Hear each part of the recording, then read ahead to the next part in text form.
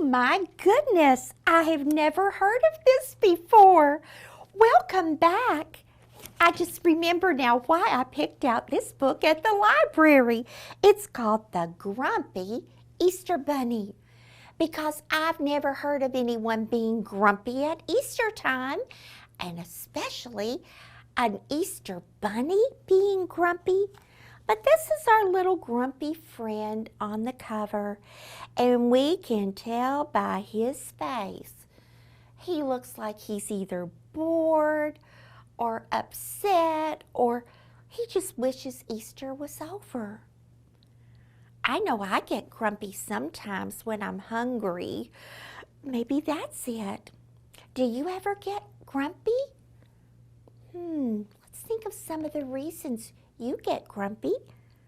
Maybe we can figure out what's wrong with our little friend here. Well, it looks like it's an exciting time.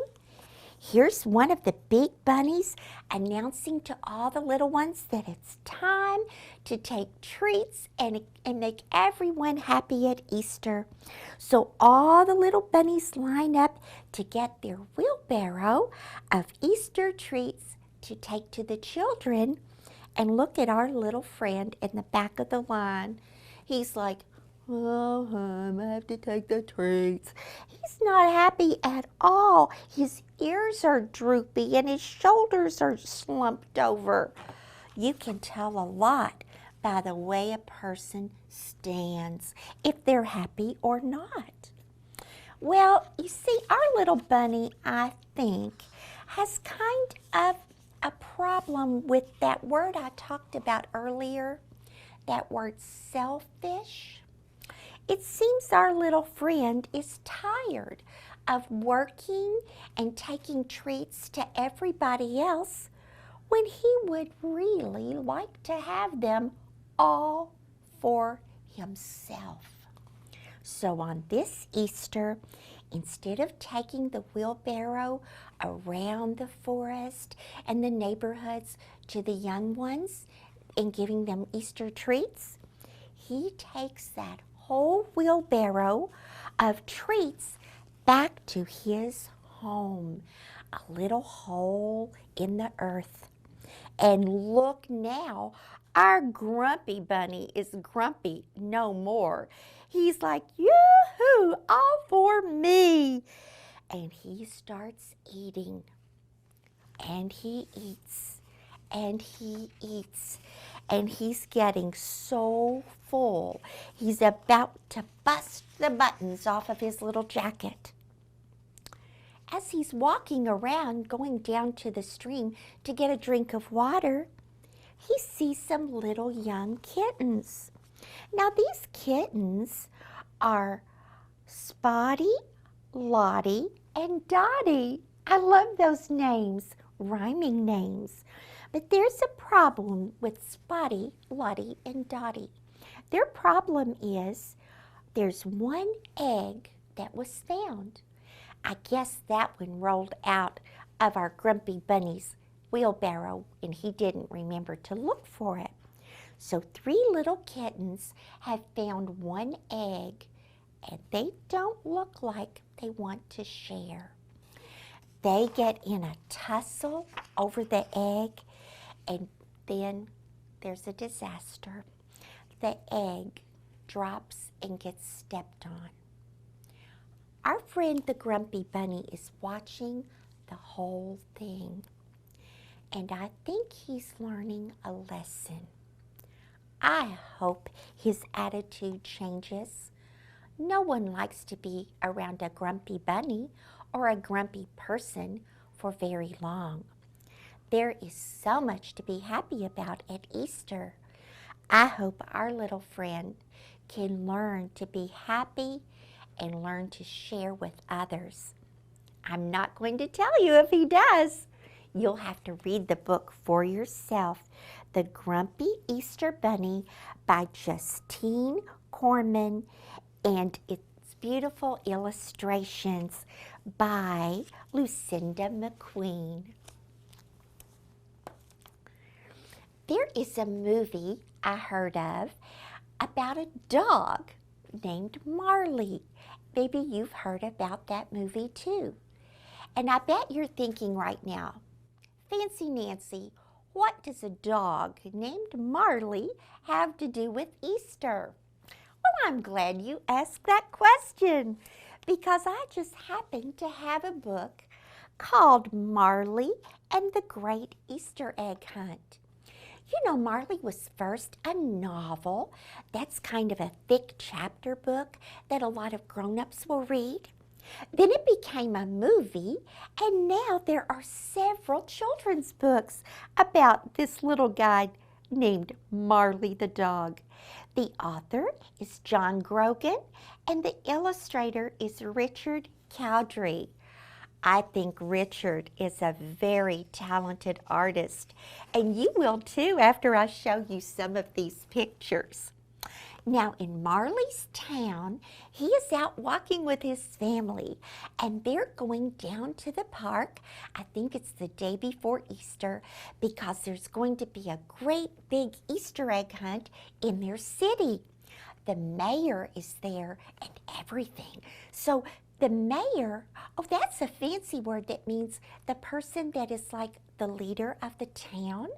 And so he's very important. Here is the first picture that I want to show you of Marley. He is so excited. With all the people around, he knows something special is going on. Look at him. The way the illustrator draws him with his big paws moving and the back paws almost coming up to the front paws, that shows us that he is really moving. He is flying down to the park. Look at his little tongue flapping out, his ears blowing back, and the little girl and his family, she's behind him trying to slow him down. You know, a big dog can cause a mess, and she has to keep control of Marley. Marley is just the sweetest thing, but he does get in trouble sometimes. He knows about Easter eggs, and he wants to hunt them. And on this page, we see Marley's pretty good at hunting them. But there's a problem for this poor pup. Every time he finds an Easter egg, it seems like some child comes along and grabs it too. Here he is finding one by the statue. Here he found one in the pansies, but look at that hand reaching in to grab it. And here's another one. They got it before he could get to it. So Marley is a little disappointed. Then the father of the family reminds Marley that the mayor said there was going to be a special Easter egg and a special prize to the person or doggy who found it. And also the father tells Marley it might not be in the park. Well, Marley just takes off again. He spies a basket of eggs in the grocery window and somehow gets in the grocery store and jumps on that basket of eggs. They have not been cooked. They have not been blown out. They are real raw eggs. They haven't even been decorated, but Marley is so happy he thinks he's found the special eggs. Oh, what a problem that's going to cause for the grocery store workers. And it's going to be even more of a problem if Marley stays in that grocery store for very long. I wish I could tell you he left right out the door where he came, but he causes lots of messes. What's going to happen to Marley? Will he be asked to leave the town and go back home while the special time is going on? Do you think he will find the special Easter egg and be kind of a hero? Well, I can't tell you, but I will tell you that the ending of the book is very colorful. And that's all I can say. So if you want to know more about Marley, or if you're really a dog lover, you're going to enjoy these illustrations so much. Don't forget to check out Marley and the Great Easter Egg Hunt. And of course, it would not be the Fancy Nancy Book Club if I did not share with you one of my stories. And this time, I'd like to share with you my story called Fancy Nancy's Elegant Easter.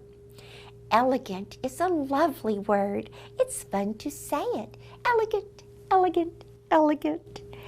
Elegant means something that's very fine. Maybe it's fancy, maybe it's expensive, or maybe it's just something very lovely that is special to you. But elegant is a special word for special times. So I invite you to look into my story about the Elegant Easter. My friend Bree and I wanted to have a special Easter gala. That's like a party that's very elegant. And so we are getting together to plan and get ready and decorate for our party. Here's my Easter outfit for the party, not for church. But this is what I'm going to wear, and my story has some interesting secrets in it. There are flaps you can open to see special parts of the book. Here I hear the doorbell ring. I go to the door, I open it, and I say, bonjour. And look, there I am with Bree, who has come over to help me prepare for the party. I love open flap books. They're so much fun to see the surprises. And I must share this page with you. Here we are, Bree and me. Here's our table that we have ready to decorate for the party. Bree has some decorations in her box. There are more underneath the table. And after we finish, voila, just like that, you can see what our party table looks like. Isn't it fancy and colorful? I think our guests are going to have a very fun time at our special Easter celebration. I can't show you anything else in the book without spoiling the surprises, but there are 13 flaps you can open and see the surprises in my story. And peeking up here in the corner is my special sweet doggy friend, Frenchie. And yes, she's in the book, and maybe she's one of the surprises.